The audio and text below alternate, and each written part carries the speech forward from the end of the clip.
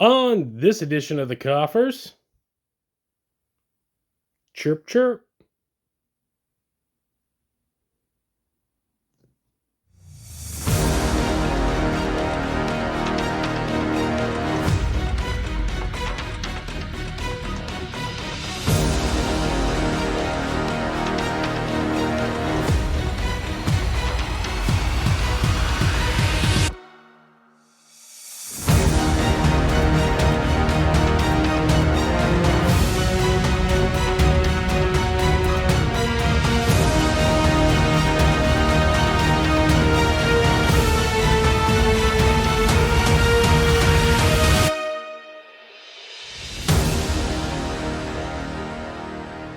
Well, we're pulling deep from the archives. I mean, the show is called the Coffers after all. That means what do we got stored away?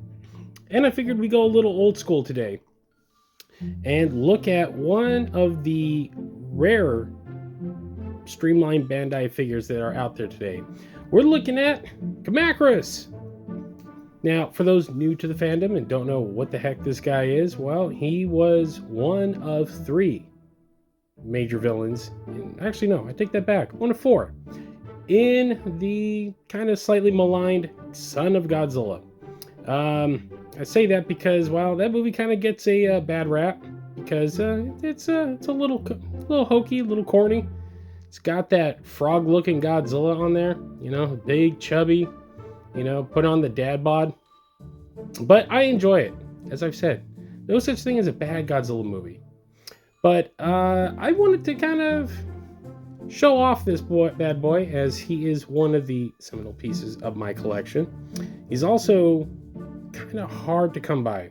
Now, thanks to eBay, not as hard, but he's still up there in price. He's still one of the pricier old school Bandai figures. And I figured I'd let people take a look at, what Bandai used to offer back in the 90s.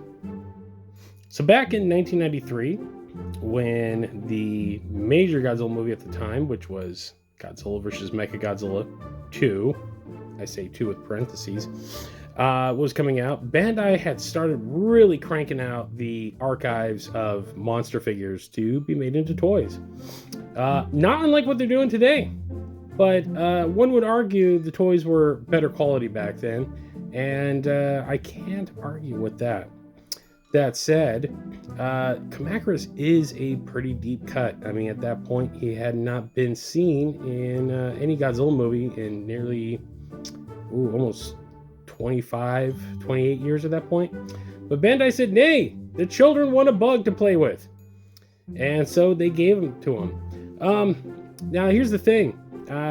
Finding this guy after about 95, 96 became like nearly impossible. There was a slew of Bandai figures pre the age of eBay and the internet in general that were just simply hard to get a hold of. And if you found them in any sort of American collector shows, they went for a hefty price. Kamacuras being one of them. The other would have been Baragon, Toho's King Kong, and Mechanic Kong. Those were amongst the hardest to find for a long time.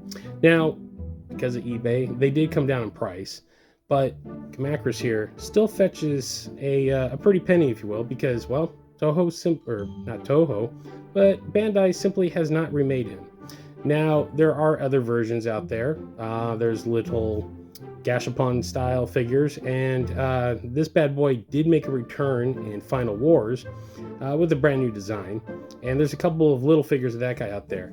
Still, never got a full-size Final Wars Kamacuras though, which is a damn shame because it's a cool design. So let me show you what people were dealing with back in the early 90s and what the kids in Japan really got to enjoy. So, much like all Bandais, and I was lucky with this one, they come with a tag attached. So today the tag is a little more flashier, double-sided, better paper. This, though, simple tag. As you can see, there is the Kamacuras in question. Now, the movie version is reddish, which not quite what the figure offers. He's got a green hue to him, which makes sense that this was the Final Wars one, because they gave the Final Wars Kamacuras a greenish hue, if you will. He's far more green than his original Showa predecessor, but they decided not to do that. He does have a red paint job on the torso, as you can see. Let me get the camera up there. So he is a wonky figure, though. That is part of the problem with this guy. As you can see, his feet don't want to quite stand. The hind legs move back, thus giving it this posture. And you kind of need the front claw to balance him up to get him to stand. He has the big googly eyes, no pupils. Very evil. And pretty much, yes, this was the quality of a standard Bandai back in the 90s. Now, I will still say, slightly better quality than what's being made today. This is a hard vinyl instead of the more soft vinyl that Bandai uses. And he stands around about, it's about 4.5 inches tall, but from head to thorax, he is about 6.5 inches, 7 inches, which is what Bandai was offering back in the day. Unlike today, much smaller, much more compact, and and the paint job's on par with what today's modern Bandai offers. That said, though, he is a bit of a rarity, and me being the completist that I am, well, I needed a Kamakura, so I obtained this bad boy in a lot back in the early 2000s from some fool who parted ways with him. I very rarely come across one in the wild. It's mostly either on eBay or perhaps Yahoo Japan auctions, where he does show up. Finding him with the tag, still kind of a rarity. So this is a little bit of a centerpiece of my collection, and I kind of dig him. He is one of Godzilla's lesser nemesis, if you will. But that said, still deserved a figure.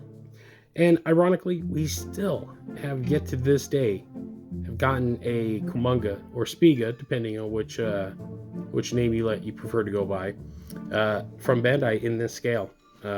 Yeah, I can't believe that. Like, you gave us a giant grasshopper praying mantis thing, but no big spider.